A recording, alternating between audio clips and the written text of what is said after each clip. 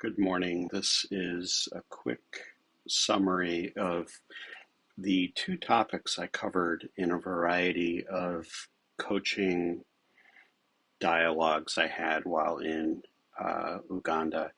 I had promised my friends in Kenya and Uganda that I would do a quick video to sort of summarize the key points, or for people who didn't um, that we didn't spend time together, for them to get a sense of the two topics that I coached on. So I'm hoping to keep this to about 15 minutes at most. The two topics, assuming you're looking at the screen, are creating a differential personal advantage and a framework for using machine intelligence.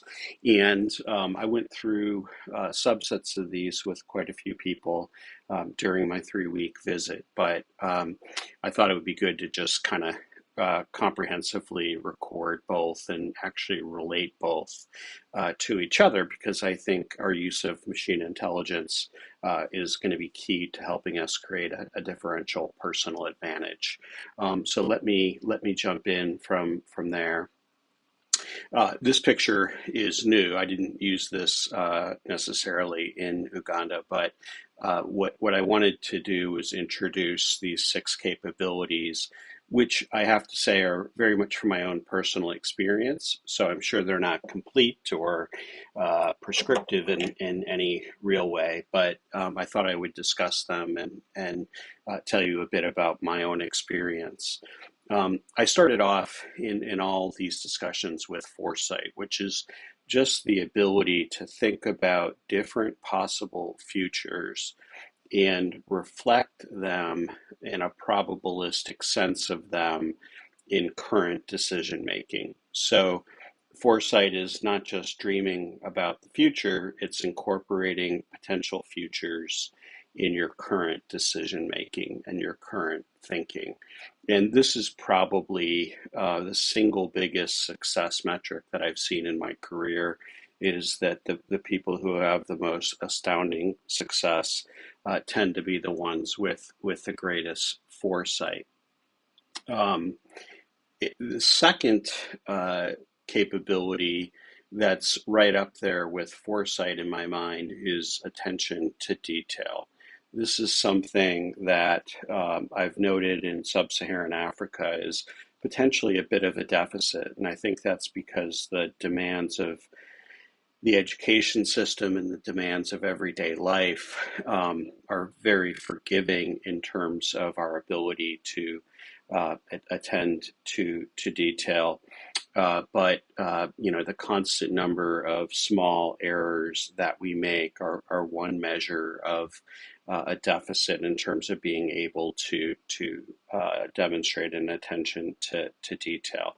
And I think that is absolutely critical for a differential personal advantage.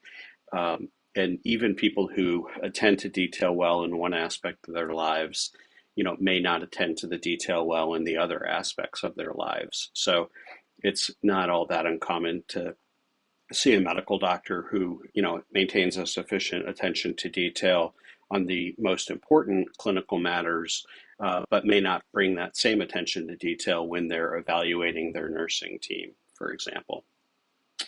The third capability I wanted to briefly discuss is graduated use of language. The people within African Mission Healthcare have heard me say the words matter quite a bit. And this is just sort of an extension of that topic. By graduated, I just mean calibrated. So not overstating or understating what you mean to express. And that takes practice. It also takes refinement, but I think it's very much a success creator when deployed well. The next capability is a strong personal executive.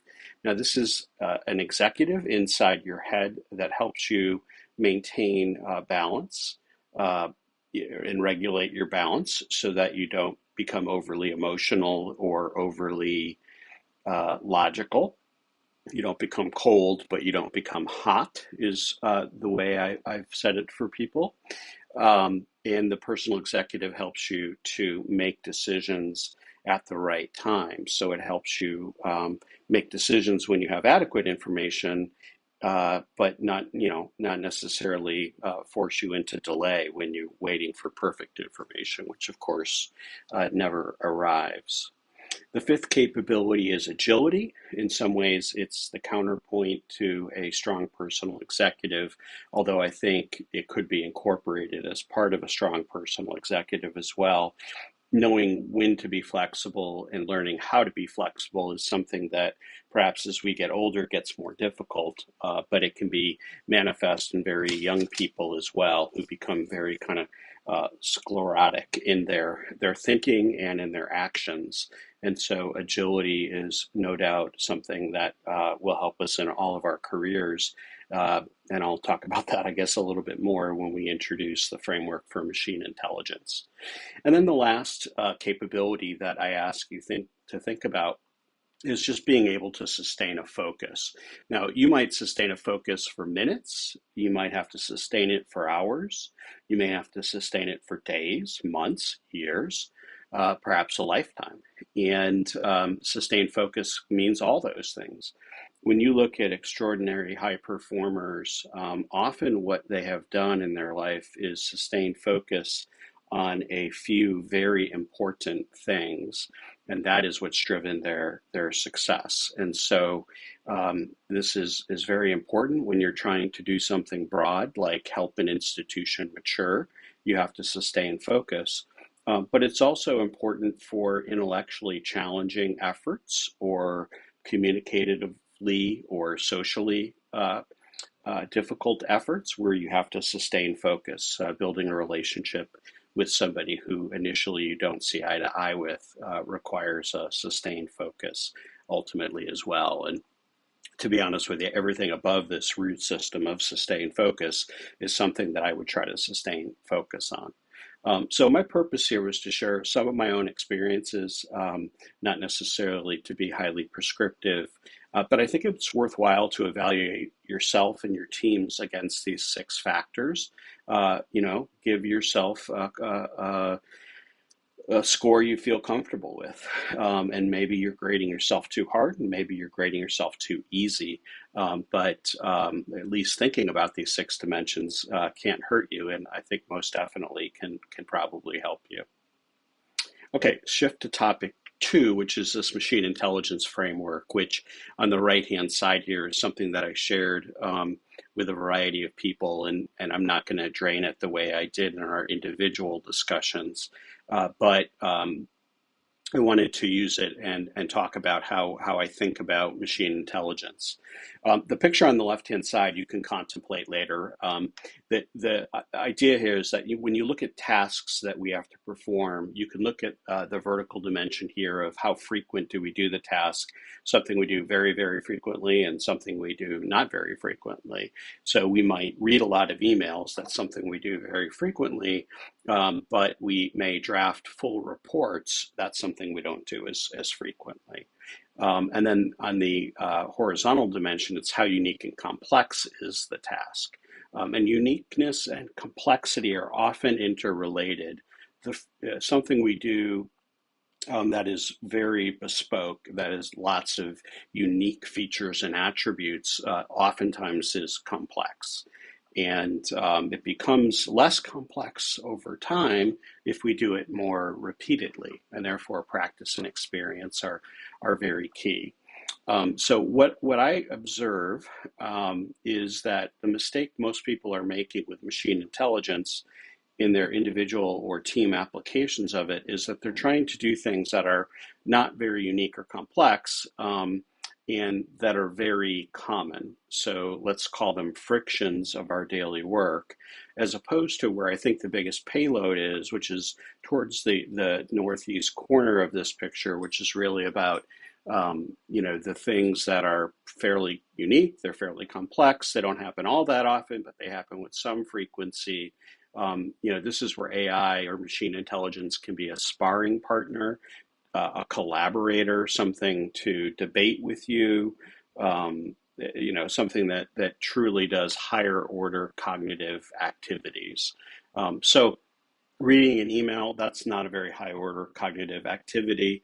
Arguing why one client deserves more funding than another client, more investment than another client, that's something that should be a higher order cognitive activity. And so my framework, which is something I've used implicitly, but not made it explicit until my travels to Africa, is based on this assumption: is that you want to be in the green area here and get the highest ROI you can get.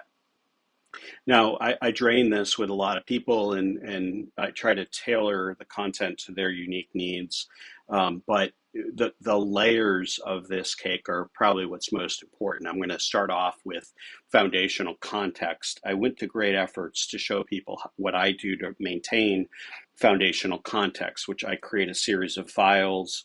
I often create them as TXT files or RTF files, very basically formatted files. Sometimes I use Markdown files, sometimes I use PDF files, or you can use Word documents, you can use pictures, but there's all sorts of things that are always foundational context that you want to start with.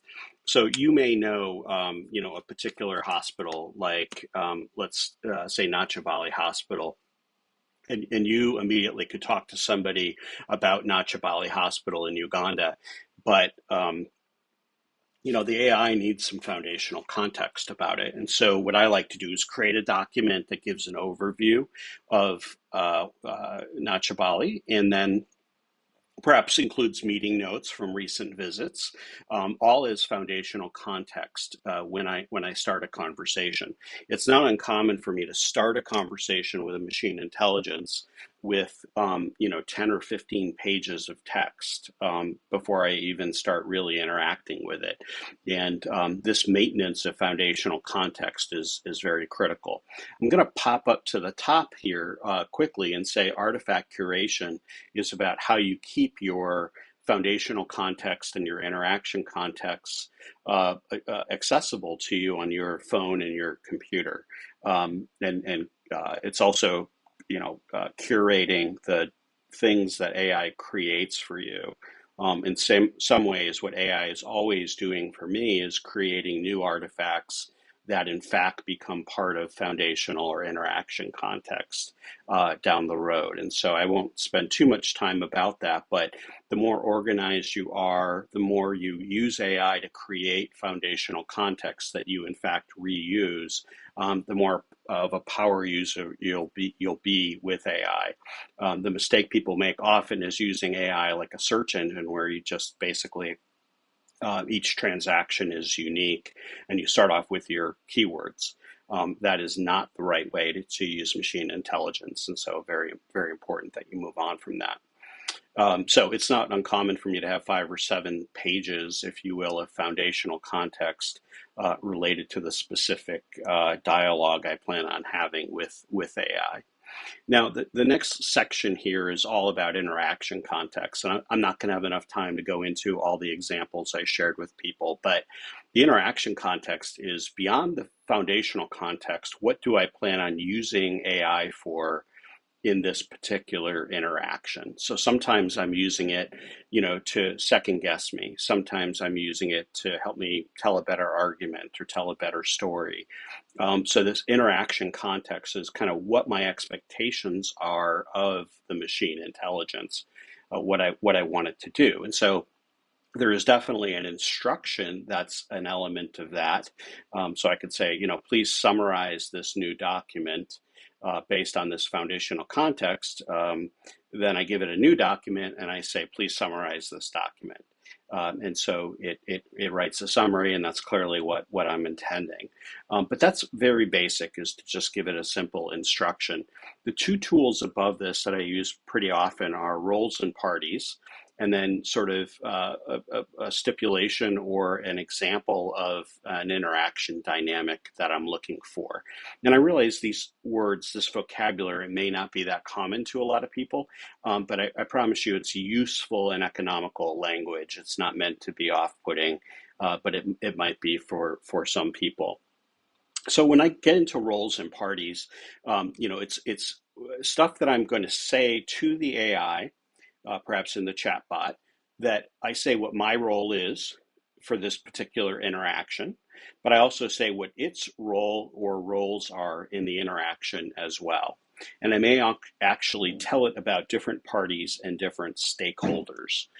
So I might say, look, I am an advisor to African Mission Healthcare, and I'm a former management consultant, and my background is in risk and strategy and technology.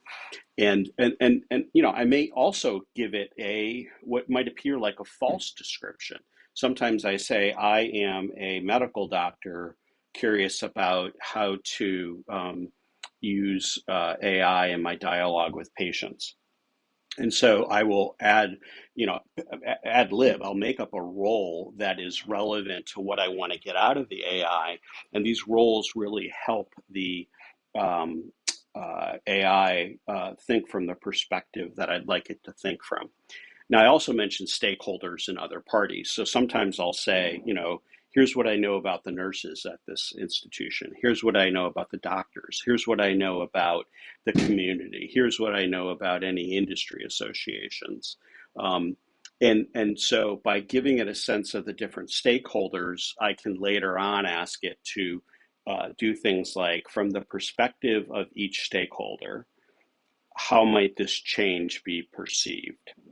So let's say we want to go to mandatory overtime for everybody. I don't know if that's a bad example or not. I don't intend it to be a useful example other than generically. But I might say, how might the doctors think about it? How might the nurses think about it? How might the non-medical workers think about it? What are the implications to other key performance factors of the hospital? As an advisor, what might I advise my client thinking about doing this? The various parties or roles are very useful at helping the AI think through a multidimensional issue. Now, I use generic examples there, but I could be very specific. Like, one of the parties that I might reference in my dialogue with AI might be a very specific person. And that's okay as well. And that's actually sometimes even more useful. But if there are people who I worry about, alienating, I might tell the AI, of course, privately, something about that person and my relationship with that person. Um, you know, um, it, so roles and parties can be very specific down to an individual, and they don't even have to be real roles or parties. They might be ones that I imagine for the purposes of having a discussion with the AI. So sometimes I'll anticipate a former patient who had really bad service, as an example. I don't have a specific person in mind, and I may not even know about a single case of that. But I might, for the AI discussion purposes, say, hey, um, Mark is a former patient of the hospital and felt that he wasn't really prioritized and that his care was subordinate to others when he was there. And then later on, I can say, how might Mark think about this change that we're implementing? The next layer is, sort of a portal to a whole sense of techniques about metacognition. Metacognition is just thinking about thinking. And interaction dynamics you could think of as analysis or synthesis. Analysis is, deduction, right? So it's, A and B and C. If A, then B. If B, then C. If A, then D. Working kind of left to right is what analysis is. Synthesis is a much more inductive approach to decision making.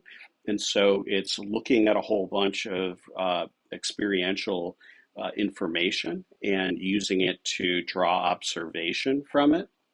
So I can be very explicit with AI and say, help me explain this analytically. Or I might say, here's a whole bunch of data about current patients. Help me synthesize some high level points about this data. And so the more I can coach the AI, and the AI is, of course, very smart, the more I can coach it about what form of interaction dynamics to use, the more powerful it can be. So my summary example here of this interaction context is that I often, try to create a dialectic, which is really meant to be a discussion amongst multiple parties, two or more parties, that I let the AI, um, you know, represent one or more of these parties. I play a role myself. I may have somebody sitting next to me who plays a role. And I use those multiple roles and perspectives to really animate a multidimensional conversation. So I'll often say, person A on my board of directors believes that we better get the hospital solvent before we expand it. Person B is from the community. They feel very strongly that we must expand services, even if we don't have the funds to do it. And I have it simulate a conversation between A and B as an example. And so you'll get a sense that this is not your search engine extension type use of AI. This is really trying to use it as a thought and reasoning partner, and we're using it more in more sophisticated ways. And so I don't think of it as a tool. I think of it as a partner, if that's helpful to you. Okay, so I'm going to leave it at that. Hopefully, you can see that the differential personal advantage, these dimensions, these six capabilities, are things that AI can help us with. So, what could possibly go wrong? That's clearly a foresight type question to ask AI that you could construct a dialogue and construct a context about. Help you say something with a graduated use of language. You could say something and say, help me say this a little stronger or a little softer, that type of thing. And so all these things that are differential personal advantages are things that we can either use AI to help us develop those skills. And certainly as part of developing them, the second example comes to play where it can actually help us fill the gaps of things we're not able to do very well. So sometimes you could ask an AI like a strong personal executive question like, I don't know when I have enough information. How might I know when I have enough information to make an important decision, such as A, B, and C, that type of thing. So clearly, our ability to create differential personal advantage in the next 30 years is going to be heavily dependent on our ability to use machine intelligence more effectively. So, if anything else, I hope I've encouraged you to start the journey if you haven't already, and commit to your journey amount of time every day if you haven't done that yet. Thank you very much.